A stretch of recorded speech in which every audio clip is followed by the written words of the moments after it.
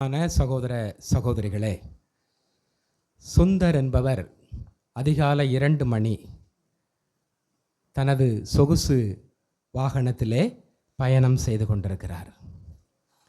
வழியிலே ஒரு வயதானவர், ஒரு முதியவர் தள்ளாடி தள்ளாடி நடந்து வந்து கொண்டிருப்பதை பார்க்கிறார். தனது வாகனத்தை நிறுத்தி, ஐயா இதோ என்னோடு வாருங்கள் என்று அவரை வாகனத்தில் ஏற்றிக்கொள்கிறார். வாகனம் கிளம்புகிறது. அப்பொழுது இந்த சுந்தர் அந்த முதியவரிடம் பேச ஆரம்பிக்கிறார். அப்போ அந்த முதியவர் சொன்னார், நான் உயர் நீதிமன்றத்திலே பணிபுரிந்து இப்பொழுது ஓய்வு பெற்றிருக்கிறேன், ரிட்டையர்ட் ஆயிட்டேன். தற்பொழுது சிறப்பு அங்காடியிலே நான் பணிபுரிகிறேன், சூப்பர் மார்க்கெட். கணக்கு பார்ப்பதும் எழுத்தர் பணி செய்வதிலும் நான் வேலை செய்து கொண்டிருக்கிறேன். காலை 10 மணி முதல் இரவு 11:30 வரை வேலை. 12 மணிக்கு பஸ் வரும், அந்த பஸ்ஸில் ஏறி வீட்டுக்கு போயிடுவேன். இன்னைக்கு கரெக்டாக பஸ்ஸு 12 மணிக்கு வந்துச்சு, நான் ஏறினேன். ஆனால் ரொம்ப களைப்பு, வேலை செஞ்ச களைப்பில் கொஞ்சம் அசந்து தூங்கிட்டேன். அதனால் நான் இறங்குற இடத்து அந்த பேருந்து நிறுத்தத்தை தாண்டி 3 கிலோமீட்டர் அதிகமாக கடந்து வண்டி போயிட்டு, அதுக்கப்புறம் தான் நான் முழிச்சு பார்த்தேன். அதனால் நடந்து வந்துகிட்டு இருந்துக்கேன். அப்போ அந்த சுந்தர் கேட்குறாரு, கார் ஓட்டுறவர், சரி உங்களுக்கு ஆட்டோ ஏதாவது பிடிச்சி வந்திருக்கலாமே. பணம் இல்லை. உங்கள் பையங்க யாராவது சொந்தக்காரங்க தெரிஞ்சவங்க யாரும்? நான் என் வாழ்நாளில் சம்பாதிச்சு செலவழித்த எல்லா பணத்தையும் என் பிள்ளைகளுக்கு கொடுத்துட்டேன், அவங்கள இது பண்ணி விட்டுட்டேன். அப்போ அவர் சொல்கிறாரு, எல்லோரும் என்னை விட்டு விட்டு போயிட்டாங்க, எல்லோரும் என்னை விட்டுட்டு போயிட்டாங்க, எங்கள் பிள்ளைகள் கூட இல்லை. நிராகரிப்பு, புறம் தள்ளப்படல், ஏற்றுக்கொள்ளப்படாமை. அப்போ இப்படி தான் இன்றைக்கி பல நேரங்களில் இருக்கிறது. இன்றைக்கி நற்செய்தியில் அருமையாக நாம் வாசித்தோம், இயேசு கூட தனது சொந்த ஊரிலே புறக்கணிக்கப்படுகிறார், ஏற்றுக்கொள்ளப்படவில்லை. மார்க் நற்செய்தி 6ஆம் அதிகாரம் 3வது வசனம், இவர் தச்சர் அல்லவா, மரியாவின் மகன்தானே, யாக்கோபு, யோசே, யூதா, சீமோன் ஆகியோர் இவருடைய சகோதரர் அல்லவா, இவர் சகோதரிகள் இங்கு நம்மோடு இருக்கிறார்கள் அல்லவா என்றார்கள். இவ்வாறு அவரை ஏற்றுக்கொள்ள அவர்கள் தயங்கினார்கள். இவர் தச்சர் தானே, இவர் பிள்ளைகளுக்கு சகோதரர்லாம் நமக்கு தெரியாதா? இவர் என்ன பெருசாக வந்து பேசுகிறாரு, போதிக்கிறாரு, கடவுள் என்கிட்ட தான் இருக்கிறாருன்னு சொல்லி பேசுகிறாரு அப்படின்னு சொல்லிட்டு அவரை ஏற்றுக்கொள்ள தயங்குகிறார்கள், புறக்கணித்தார்கள். சொந்த ஊரிலே புறக்கணிப்பு. இன்னும் பல இடங்களில் நாம் பார்க்குறோம், நம்ம நற்செய்தியில் நாம் பார்க்கலாம். இயேசுவினுடைய போதனை, அவருடைய வல்ல செயல்களை வைத்து கொண்டு இவருக்கு பேய் பிடிச்சிட்டு, பேய்களின் தலைவரான பெயல்செபூலை கொண்டு பேய்களை ஓட்டுகிறான். அடுத்து இயேசு போதிச்சு கொண்டிருக்கும்போது மலை உச்சிக்கு போய் அவரை தள்ளி விடலான்லாம் பார்க்குறாங்க. அவர் நழுவி போகிறார். அது பிறகு அவங்க மரியாள், அவங்க சொந்தக்காரங்களாம் வந்து இயேசுவை பிடிச்சிட்டு போகிறாங்க. இவர் பிடித்து விட்டார், மதிமயங்கி போகிறார் அப்படிங்கிற மாதிரி. அப்போ சொந்த ஊரில் இயேசுவை ஏற்றுக்கொள்ளலை, புறக்கணிக்கிறாங்க. இப்படிப்பட்ட சூழல் தான் இயேசுவுக்கு இருந்தது. யோவான் நற்செய்தி 1ஆம் அதிகாரம் 46வது வசனம், அதற்கு நாத்தானியேல், நாசரேத்தில் இருந்து நல்லது எதுவும் வர முடியுமோ என்று கேட்டார். நாசரேத்திலிருந்து நல்லது வர முடியுமா? இயேசு எந்த ஊரை சார்ந்தவர்? நாசரேத்து. 30 ஆண்டுகள் நாசரேத்து ஊரிலே வாழ்ந்திருக்கிறார். அப்போது அந்த பின்புலத்தை பார்க்குறாங்க. ஊர், அவங்க அப்பா அம்மா யார், அவங்கள வச்சு ஒரு மனுஷனை எடை போடுறாங்க பாருங்க. அதுதான் ஒரு பெரியதாக இருக்கிறது. அப்போது மனிதர் முகத்தை பார்க்கிறார்கள், பின்புலத்தை பார்க்கிறோம், ஊரை பார்க்கிறோம், எந்த இனம், எந்த ஊர், எந்த இடம், யாருக்கு தகப்பனாக பிறந்தார் அப்படின்னு சொல்லி நாம் பார்க்குறோம். ஆனால் கடவுள் அகத்தை பார்க்கிறார், அகத்தை பார்க்க. அப்போ அவர் பிறந்த ஊரை வச்சு பார்க்குறாங்க, அவர் பெற்றோர்கள் அவங்க செய்கிற தொழிலை வச்சு பார்க்குறாங்க. இவர் என்ன பெரிய ஞானியா, அவரெல்லாம் மெஸ்ஸியாவா அப்படிங்கிற மாதிரி அவரை புறக்கணித்தார்கள். யோவான் நற்செய்தி 1ஆம் அதிகாரம் 11வது வசனம்,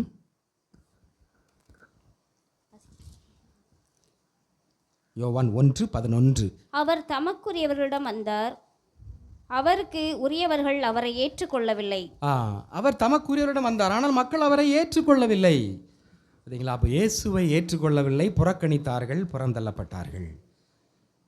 நமது குடும்ப வாழ்விலும் இப்படித்தான். சொந்த ஊரில் சொந்த வீட்டில் நம்மளை யாருமே ஏற்றுக்கொள்ள மாட்டாங்க. இப்போ ஒரு பொறியியலாளர் இருக்கிறாரு, இப்போ நம்ம ஊரில் படிச்சுட்டு வந்திருக்கிறாரு. நான் உப்பு தண்ணியை நல்ல தண்ணியாக மாற்றுற எந்திரம் கண்டுபிடிச்சிருக்கிறேன் அப்படின்னு சொல்லி உங்ககிட்ட ஓட்டுறாருன்னு வச்சுக்க. நீங்கள் ஏதாவது என்ன நினைப்பீங்க? ஏய், நீங்கள் என்கிட்ட உருட்டுறியா?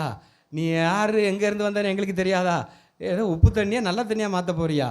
போடா அப்படின்ட்டு நம்ம இது பண்ணுவோம். அதே போல் சொந்த ஊர் பொறியியலாளர் ஒரு வீட்டையோ ஒரு பெரிய கட்டடத்தை கட்டினா, உடனே பற்றி தெரியாதா, நீ எப்படி இப்போ கெட்டி கிழிக்க போகிற, போயா அப்படின்ட்டுருவாங்க. மருத்துவர் நல்லா படிச்சுட்டு மருத்துவராக வர்றாரு. அவர் சொந்த ஊரில் மருத்துவம் பார்க்க முடியுமா? முடியாது. மருந்து வேலை செய்யாது. ஏன்னா மக்கள், ஏன் பெரிய மருத்துவர் வந்திருக்கேன், இவன் எனக்கு மருந்து கொடுத்து எங்கே ஏன் நோய் சுகமாக போகுது அப்படின்ட்டு. இது ஆண்டவர் இயேசுக்கு மட்டும் இல்லை, நம்மளையுமே பொதுவாகவே சொந்த ஊரில் யாருமே நம்மளை ஏற்றுக்கொள்ள மாட்டார்கள், புறம் தள்ளப்படுகிறோம். பவுலடியாருக்கும் இந்த நிலை இருந்துச்சு பாருங்கள். 2ஆம் வாசகத்தில் நாம் வாசித்தோம். 2 கொரிந்தியர் 12ஆம் அதிகாரம் 7வது வசனம். எனக்கு அருளப்பட்ட ஒப்புயர்வற்ற வெளிப்பாடுகளால் நான் இருமாப்பு அடையாதவரு பெருங்குறை ஒன்று என் உடலில் தைத்த முள் போல் என்னை வருத்தி கொண்டே பெருங்குறை ஒன்று என் உடலில் தைத்த முள் போல வருத்தி கொண்டே இருக்கிறது. அது எதுக்கு? நான் இருமாப்படையக்கூடாது அப்படிங்கிறதுக்காக. அது உண்மைதான். பல நேரத்தில் நமக்கு எல்லாத்துக்குமே சில முள் இருக்குது, வருத்தம் இருக்கிறது, சில பலவீனங்கள் இருக்குது. அது எதுக்கு? அது அப்படின்னா தான் நம்ம ஆண்டவர்கிட்ட வருவோம், இல்லைன்னா ஆண்டவரை மறந்துடுவோம். எனக்கு எல்லாம் தெரியும் அப்படின்ட்டு. அப்போது சரி, இந்த உடலில் தைத்த முள் போல என்னை வருத்தி கொண்டே இருக்குன்னு பவுலடியார் சொல்கிறார். இது என்னது? பல நேரத்தில் நம்ம இதை வாசிக்க கேட்குறோம். உடலில் தைத்த முள் போல் என்னை தொந்தரவு பண்ணிக்கிட்டே இருக்குதுன்ட்டு. அப்போ என்ன முள்ளாக இருக்கும்? ஒரு 10 விதமான முள் சொல்கிறாங்க. முதலாவது, அவருக்கு ஒரு உடல் வியாதி இருந்திருக்கலாம். என்ன வியாதின்னு சொல்லப்படலை, ஏதாவது ஒரு உடல் வியாதி இருந்திருக்கலாம். 2வது, அவர் குள்ளம், சக்கை போல குள்ளமானவர். அடுத்து, அவருக்கு பேச்சு ஒழுங்காக வராது. ஆனால் நல்லா படிச்சிருக்கிறாரு, எழுத தெரியும், நல்லா படிச்சிருக்கிறாரு. ஆனால் மக்கள்கிட்ட அந்த கருத்தை சொல்லணும். பேச்சு திறமை சும்மா நம்ம படித்தா மட்டும் போகாது, ஆனால் அதை சொல்லணும். சிலர் நிறைய படிச்சிருப்பாங்க, பெரிய டாக்டரேட் வர முனைவர் பட்ட, ஆனால் பேச தெரியாது, மேடை பேச்சு வராது. அப்போ மக்களுக்கு பேசி இயேசுவை புரிய வைக்கணும், அதெல்லாம் ரொம்ப ரொம்ப கடினம். அப்போ அவருக்கு பேச்சு தெளிவு கிடையாது, குளறுவாயின்னு சொல்லுவாங்க. அப்போ இந்த ஒரு பலகீனமாக அவருக்கு இருந்திருக்கலாம், இந்த குறைபாடு. 3வது, அவருக்கு ஒரு குற்றமனப்பான்மை இருந்துக்கிட்டே இருந்துச்சு. என்ன குற்றமனப்பான்மையாக இருக்கும்? இயேசுவை துன்புறுத்திட்டேனே, கிறிஸ்தவர்களை இப்படிப்பட்ட இவ்வளவு நல்ல இயேசுவை நான் துன்புறுத்திட்டேனே அப்படிங்கிற ஒரு குற்றமனப்பான்மை. 4வது, அவருக்குன்னு ஒரு சொந்த எதிரி ஒருத்தர் இருந்தார். அப்போ அது அவருக்கு நெருடலாக இருந்துக்கிட்டே இருந்திருக்கலாம். பர்சனல் எனிமி, எல்லாத்துக்குமே ஒரு எனிமி இருப்பாங்க, ஒரு எதிரி இருப்பாங்க. அடுத்து 5வது, யூதராக இருந்த சவுல் இயேசு கிறிஸ்துவால் தடுத்து ஆட்கொள்ளப்பட்டு பவுல் என்ற கிறிஸ்தவராக மாறுகிறார். சரிதானா?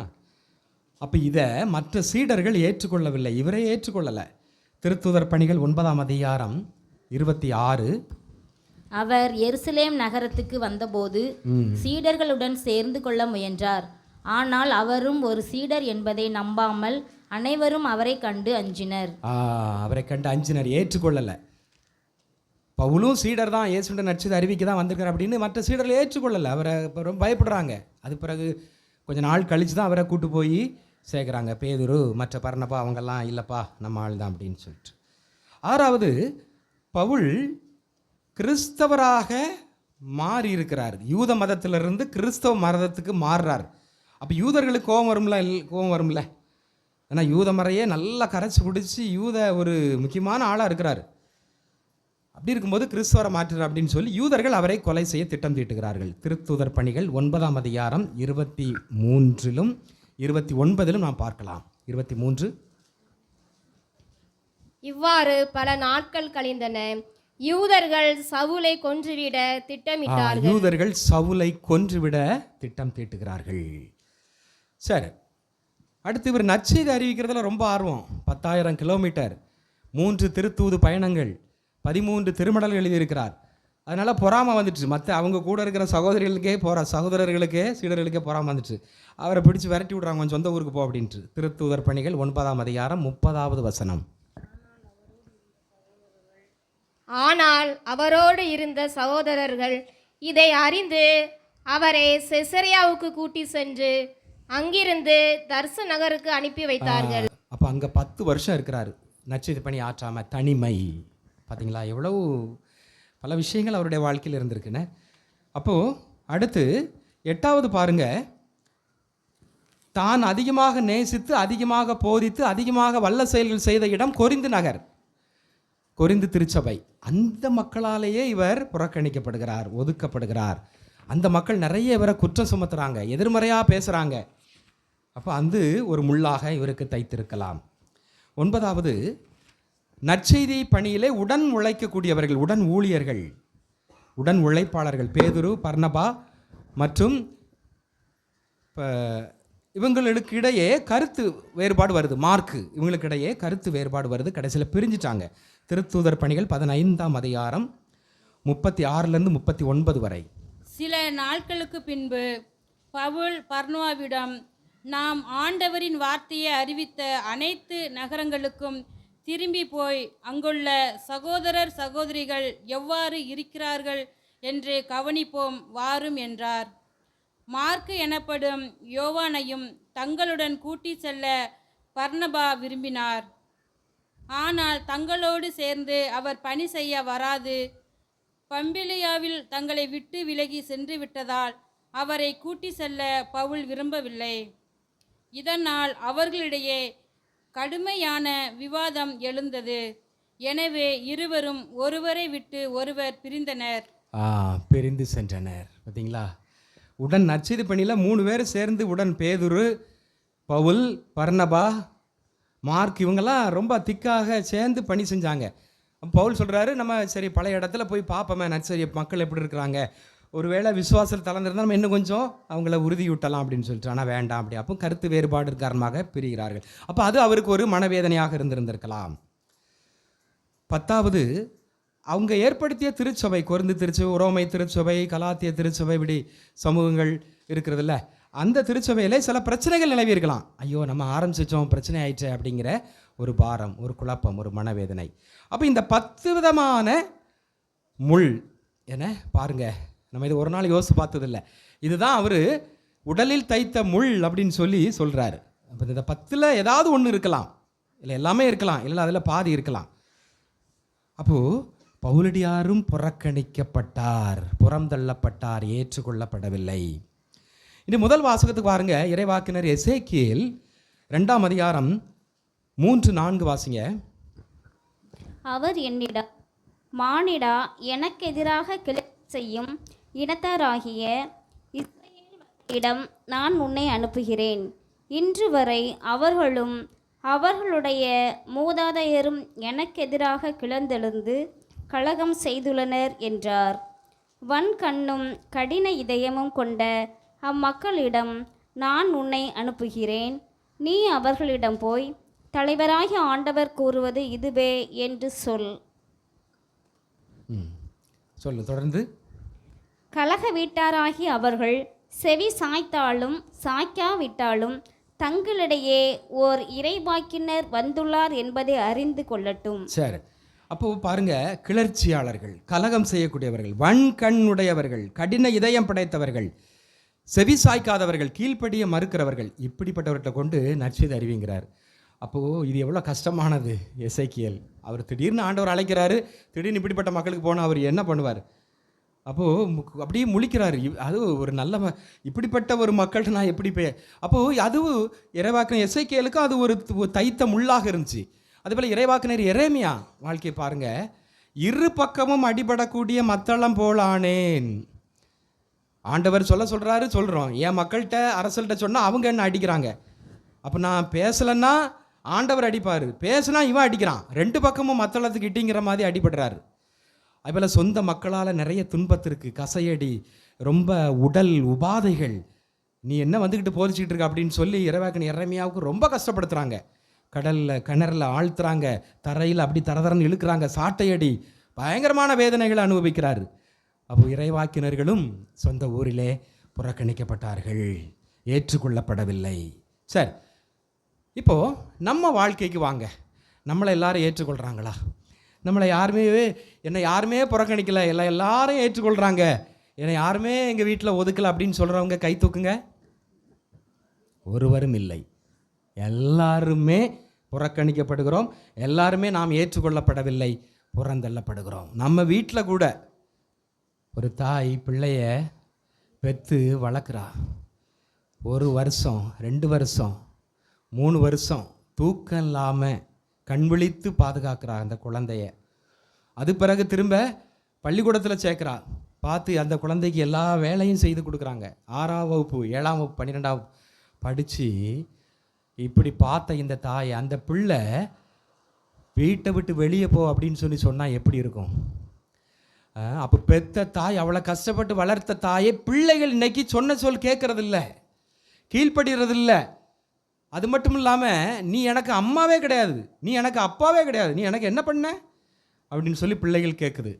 அடுத்து இவர்கள் இளைஞர்கள் இளம்பெண்கள் ஆகும் பொழுது இவங்க இப்போது இது இருக்குல்ல, நம்ம கையில் என்ன இருக்குது, அலைபேசி இருக்குது. இந்த அலைபேசியை வச்சுக்கிட்டு அங்கங்கே அலையா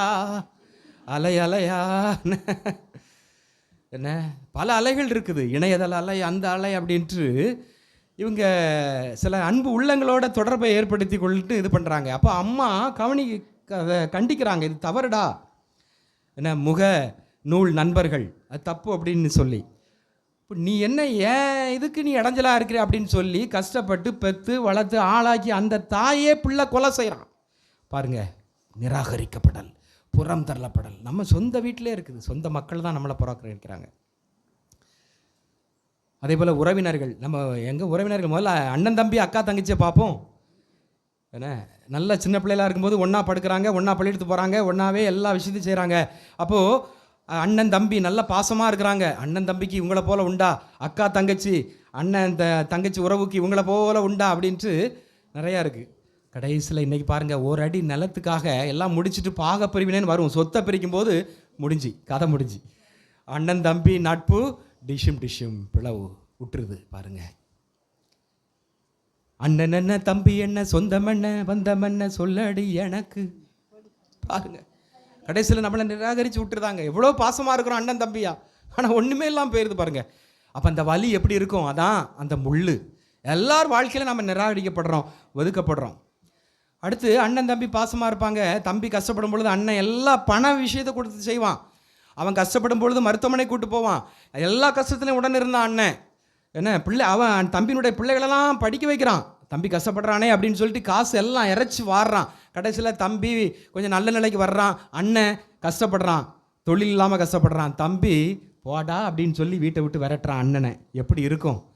அண்ணன் தான் வளர்த்தி விட்டான், தூக்கி விட்டான். பண பிரச்சனையில் இருக்கும் பொழுது நிறைய பண உதவி செய்து அந்த பிள்ளைகளெல்லாம் படிக்க வச்சு. ஆனால் கடைசியில் அந்த பிள்ளைகளும் அந்த தம்பியும் தன்னை மதிக்காமல் வெளியே விரட்டும் பொழுது எப்படி இருக்கும்? இதுதான் இன்றைக்கி குடும்ப சூழல். இன்றைக்கி நாம் பார்க்குறோம், எல்லாருமே ஒதுக்கப்படுகிறோம், ஏற்றுக்கொள்ளப்படாமல் இருக்கிறோம். அப்போ எல்லாருக்குமே ஒரு முள் இருக்குது, தைத்த முள் என்ன எல்லாத்துக்குமே இருக்குது. அப்போ அந்த முள்ளை எதிர்கொள்வது எப்படி? முள் சாதாரணது இல்லை பாருங்கள். தைத்த முள், இப்போது அந்த காலத்தில் முள் குத்தம், இப்போல்லாம் அப்படி இல்லை. ஏன்னா இப்போ எல்லாமே சாலை வசதிகள், காங்கிரீட் சாலை வசதி எல்லாமே இருக்குது. வீட்டை நம்ம முத்தத்தை விட்டு வெளியே வந்தாலே என்ன நல்ல பளபளன்னு ரோடு இருக்குது. வெளிநாடு மாதிரி ஆயிடுச்சு. அப்போல்லாம் அப்படி கிடையாது, அப்படி தானே? செருப்பு போட்டு தான் வெளியே போக முடியும், ஏன்னா முள் இருக்கும்.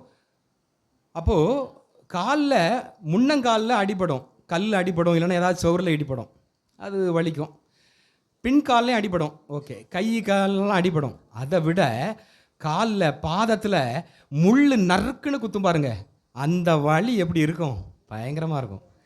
அது எவ்வளோ பெரிய சூரனாக இருந்தாலும் சரி, எவ்வளோ பெரிய சாம்பான் என்ன குத்து சண்டை வீரராக இருந்தாலும் சரி, ஒரு ஊசி குத்துக்கு அவர் பயந்தான் ஆகணும், அவர் கண் கலங்கி தான் ஆகணும். அப்படி தானே? காய்ச்சலுக்கு ஊசி போட போகும்போது எவ்வளோ பெரிய ஆளாக இருந்தாலும் சரி அப்படின்ட்டு வலிக்குது. அது காரணம் என்னென்னா, அது ரொம்ப சின்ன பொடுசாக இருக்குது பார்த்தீங்களா? பொடுசாக ரொம்ப ஷார்ப்பாக கூர்மையாக இருக்குது. நம்ம உடல் அமைப்பு பெருசாக இருக்குது. அப்போ பறந்து விரிந்த அந்த இதில் ஒரு கூர்மையான ஒன்று இது பண்ணும்போது அதிகமான வலி ஏற்படுத்துது. மற்ற இடங்களில் அடிபடுற அப்படி இல்லை, அது ரெண்டு இணையாக இருக்குது. அப்போ இந்த ஊசி போல் கூர்மையானது சின்ன பாயிண்ட் நுனி பெரிய பரந்த உடம்புல படும்போது வலிக்குது. அதே போல் தான் இது இந்த தைத்த முள் போல் நமக்கு ஒரு சின்ன குறைபாடு இருக்கலாம், நமக்கு ஏற்படக்கூடிய அவமானமாக இருக்கலாம், நம்மளை இழப்பாக இருக்கலாம், குடும்பத்தில் சிலரை நாம் இழந்திருக்கலாம், நல்ல அன்பு செஞ்சவங்க இழந்திருக்கலாம், நோய்வாய்ப்பட்டு இருந்திருக்கலாம். இப்படி நிறைய முள் நமக்கு குத்திக்கிட்டு இருக்கு. உடல் உபாதை, குடும்ப பாரம், குடும்பத்தில் புறந்தள்ளப்பட்ட நிலை, அடுத்து நம்மளுடைய பலகீனம். என்ன, உடல் நோய் இருக்கிறதுனால வேலையே செய்ய முடியாது, ரொம்ப கஷ்டமாக இருக்கும். சிலருக்கு வேலை செய்ய தெரியாது, படிக்க தெரியாது, ஏன்னா இப்படிலாம் நிறையா இருக்குது. சிலருக்கு ஊனமாக இருப்பாங்க. அப்போ பலவீனர்கள், வலுவின்மை நிறைய இருக்குது. அப்போது அதுதான் முள். அப்போ அதை நாம் எப்படி எதிர்கொள்ள வேண்டும் அப்படின்னு சொல்லி பவுலடியார் தான் நமக்கு அருமையாக கற்றுக் கொடுக்கிறார். பாருங்கள், எப்படி எதிர்கொள்வது, உடலில் தைத்த முள்ளை எப்படி எதிர்கொள்வது, எப்படி வெளியே எடுக்கிறது, எப்படி வெளியே எடுக்கிறது. நம்ம அவமானப்படும் பொழுது, குடும்பத்தில் புறந்தள்ளப்படும் பொழுது அதை எப்படி எதிர்கொள்வது பவுலடியார் அருமையாக சொல்கிறார். இன்றைய 2ஆம் வாசகத்தில் 2 கொரிந்தியர் 12:9-10, அவர் என்னிடம் என்னருள் உனக்கு போதும், வலுவின்மையில் தான் வல்லமை நிறைவாய் வெளிப்படும் என்றார். வலுவின்மையில் தான் வல்லமை நிறைவாக வெளிப்படும் என்றார். நல்லா பாருங்க, மழை பெய்யுது, மேடான பகுதி இருக்குது, பள்ளமான பகுதி இருக்குது. மழை எங்கே வருது? பள்ளமான பகுதி தான் வருது. குண்டு குழியுமா இருக்கிறதுல தான் தண்ணி வந்து இருக்குது. அப்போ அதில் தான் செடி முளைக்குது. அப்போது தண்ணி அது நிறைவு கொடுக்குது. அதில் ஊற்று எடுத்து இருக்கும்போது நிறைய தண்ணி அதிலிருந்து நாம் பெறுறோம். மேடில் ஒன்றுமே இல்லை. அப்போது பலவீனர்கள், வீக்காக இருக்கிறவங்க, குறைபாடோடு இருக்கிறவங்க தான் என்னது வல்லமையாக மாறுகிறார்கள், பலவீனர்கள் தான் பலமாக மாறுகிறார்கள் என்று பவுலடியார் சொல்கிறார். பார்த்தீங்களா, இது ஒன்றே நமக்கு போதும். என்ன, நமக்கு வேலை செய்ய தெரியாமல் இருக்கலாம், நமக்கு பாட தெரியாமல் இருக்கலாம், படிக்க தெரியாமல் இருக்கலாம், ஒழுங்காக பேச்சு வராது, எனக்கு மற்றவங்களோட எப்படி பேசணும், எதை என்ன செய்யணும் எனக்கு தெரியலை இருக்கலாம், குடும்பத்தில் என்னால் சம்பாதிக்க முடியல, முன்னேற முடியல, மற்றவங்களாம் நல்லா முன்னேறுறாங்க, என்னால் மட்டும் முடியல, ஒரு பலகீனம், ஒரு குறைபாடு இருக்கலாம். என்ன, உடம்பெல்லாம் குறை, நோயாக இருக்குது. அப்போது ஆனால் அதை பற்றி அந்த குறைபாடு தான் நிறையாக மாறும், உன்னுடைய பலவீனம் தான் பலமாக மாறும் என்று பவுலடியார் சொல்லுகிறார். அன்புக்குரியவர்களே, இதை தான் நம்ம வாழ்க்கையில் நாம் ஒரு அருமையான அப்படி உள்ளத்தில் மனசில் ஆழமாக பதித்து வைத்து கொள்ளுங்கள். தொடர்ந்து வாசிங்க. ஆதலால் நான் என் வலுமின்மை பற்றி தான் மனமு வந்து பெருமை பாராட்டுவேன். அப்போ நான் பெருமை பாராட்டணும் அப்படின்னா என்னுடைய வலுவின்மை பற்றி தான் நான் பெருமை பாராட்டுவேன். My weakness is my proud, my weakness is my power, my weakness is my excellence. அப்படி யாராவது சொல்ல முடியுமா? பெருமை அடித்து சொல்கிறது. அதாவது எனக்கு கேன்சர் நோய் இருக்குது, அதை தான் நான் ரொம்ப பெருமையாக பாராட்டுவேன். அவர் யார், அவரை பற்றி சொல்லுங்கள் அப்படின்னா அவருக்கு கேன்சர் நோய், இதை பற்றி சொல்லுவாங்க. அவர் யார்? அவர் ஒரு நொண்டி, நடக்க தெரியாது, அவருடைய பெருமையை சொல்லுங்கப்பா அப்படின்னா அவருக்கு பேச்சே வராது. இதையா நம்ம பெருமையாக சொல்லுவோம். ஆனால் பவுலடியாரை பாருங்க, அதுதான் எனக்கு பலம். ஆனால் அப்படிப்பட்டவர் தான், பேச்சு வராதவர், 10 பலகீனம் அவருக்கு இருந்துச்சு, ஆனால் பலமாக மாற்றினார். அதுதான் இன்னைக்கு. எனவே எல்லாருமே பிறக்கும்போது நாம் பெருசாக சூப்பர் ஸ்டாரா, பெரிய மேதாவியாக நாம் பிறக்கலை, சாதாரண ஒரு பலவீனத்தோடு தான் பிறக்கிறோம், குறைபாடோடு தான் பிறக்கிறோம். ஆனால் அதை குறைபாடை நிறையாக மாற்ற முடியும், பலவீனத்தை பலமாக மாற்ற முடியும். அதுதான் இன்னைக்கு ஆண்டவர் வழிபாட்டில் நமக்கு சொல்லிக் கொடுக்குறார் பவுலடியார் மூலமாக. தொடர்ந்து வாசிங்க. அப்போது கிறிஸ்துவின் வல்லமை என்னுள் தங்கும். கிறிஸ்துவின் வல்லமை என்னுள் தங்கும். அப்போ நான் வீக்காக இருக்கும்போது, பலவீனனாக இருக்கும்போது தான் கிறிஸ்துவின் வல்லமை என்னுடைய தங்கும். ஆமாம், நமக்கு ஏதாவது ஒரு குறைபாடு இருந்தால் தான் நம்ம ஆண்டவர்கிட்ட போவோம், அப்படின்னா தான் நம்ம ஆண்டவர்கிட்ட ஜெபம் பண்ண போவோம். அப்படி தானே? எல்லாமே நல்லா இருந்துச்சுன்னா, எந்த குறைபாடும் இல்லை, எல்லாமே சூப்பர் மேன் அப்படின்னா நம்ம ஆண்டவரை நினைப்போமா? ஆண்டவரை தேடுவோமா? கோயிலுக்கு வருவோமா? இல்லை, வரமாட்டோம். இன்றைக்கி எதுக்கு நம்ம கோயிலுக்கு வர்றோம்? எதுக்கு நம்ம ஜெபம் பண்ணுறோம்? நமக்கு ஆனால் நம்ம வீக்கு, நம்ம பலவீனர்கள், நமக்கு ஏதோ குறைபாடு இருக்குது, நம்ம கஷ்டப்படுறோம், உடலில் முள் இருக்குது, அதை எடுக்கணுங்கிறக்காக தான் கோயிலுக்கு வர்றோம், ஆண்டவர்கிட்ட வர்றோம், ஜெபம் பண்ணுறோம். அப்போ அதான் ஆண்டவர் சொல்கிறார், என் கிருபை உனக்கு போதும், என் இரக்கம் உனக்கு போதும், என் அருள் உனக்கு போதும், என் ஆசீர்வாதம் உனக்கு போதும் அப்படின்னு சொல்லி சொல்கிறாரு. அப்போது அதுதான் சொல்கிறாருல்ல, எல்லாமே நல்லா இருந்துச்சுன்னா நீ என்கிட்ட வரமாட்ட, இருமாப்பு வந்துடும் நமக்கு. கடவுளாவது கத்திரிக்காவது நான் தான் எல்லாம் அப்படிங்கிற மாதிரி வந்துடும். அருமையான இன்னைக்கு இந்த 2ஆம் வாசகம் 2 கொரிந்தியர் 12ஆம் அதிகாரத்தில் இன்னைக்கு வாசிக்கப்பட்டது. ரொம்ப இதை நாம் மனசில் பதிச்சு கொண்டால் நம்ம வாழ்க்கையில் எவ்வளோ பெரிய முட்களாக இருந்தாலும் அதை எடுத்து விடலாம், எவ்வளோ பெரிய பலவீனர்களாக நாம் இருந்தாலும் பலசாலிகளாக மாறலாம்.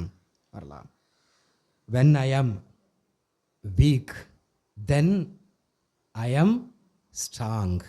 When I am weak, then I am strong. அப்போ நான் பலவீனனாக இருக்கும் பொழுது, வலுவற்றவனாக இருக்கும்போது வல்லமை உடையவனாக மாறுகிறேன், பலவீனனாக இருக்கும்போது பலம் பொருந்தியவனாக நான் மாறுகிறேன் என்று அருமையாக சொல்லுவதை நாம் பார்க்கிறோம். நம்ம விவிலியத்தில் எடுத்துக்கொள்ளுங்க, தாவீது சூப்பர்மேன், பெரிய படைவீரர், பெரிய அரசர், ஆனாலும் கூட அவருக்கும் ஒரு பலகீனம் இருந்தது. உரியாவின் மனை மீது ஆசைப்பட்டு எல்லாம் முடிஞ்சு, ஆனாலும் கூட அவர் உயர்த்தப்பட்டார். 150 திருப்பாடல்கள் எழுதுகிறார் பாருங்க. இறைவாக்கினர் எசாயா, நான் எப்படிப்பட்ட மக்கள் மத்தியில் வாழ்கிறேன் அப்படின்னு சொல்கிறாரு. தீட்டுப்பட்ட அபட்டமாக பேசக்கூடிய, ஏன்னா கெட்ட வார்த்தை போட்டு பேசக்கூடிய, நல்ல வார்த்தையே வர அந்த மக்கள்கிட்ட நான் இருக்கிறேன், எனக்கும் அந்த வார்த்தை வரும், நான் எப்படி உம்மது வார்த்தையை நான் எடுத்துரைப்பேன். ஆனால் அவரை தான் ஆண்டவர் வல்லமே. இப்போ எஸ்ஐயா முழுவதும் பாருங்கள், எவ்வளோ நமக்கு ஆறுதலான இறைவாக்குகள். மோசே ஏதோ ஒரு வேற்றினத்து அடிமை பெண்ணுக்கு பிறந்தவர், எப்படியோ வந்து பாருங்கள், கடைசியில் எகிப்தில் மக்களை மீட்டு பெரிய முதுபெரும் தந்தரில் சிறந்தவராக மோசே விளங்குகிறார். புதிய ஏற்பாட்டில் பாருங்கள், பேதுரு என்ன ஒரு முந்திரி கொட்டை, என்ன படிப்பறிவு இல்லாதவர், கொஞ்சம் பயந்த சுவாவம் உண்டு, நிறைய விஷயங்கள் உண்டு, நம்பிக்கை இல்லாமல் கூட இருந்தார். இயேசுவையே 3 முறை மறுதளித்தார், பயத்தில் மறுதளிச்சிட்டாரு. ஆனால் அவரை தான் திருச்சபையினுடைய தலைவராக, முதல் திருத்தந்தையாக, முதல் போப்பாண்டவராக ஆண்டவர் பாருங்கள். எல்லாம் சாதாரண வலுவின்மையில் வீக்காக இருந்தவங்க தான் பெரிய பவராக இன்று வந்திருக்கிறார்கள்.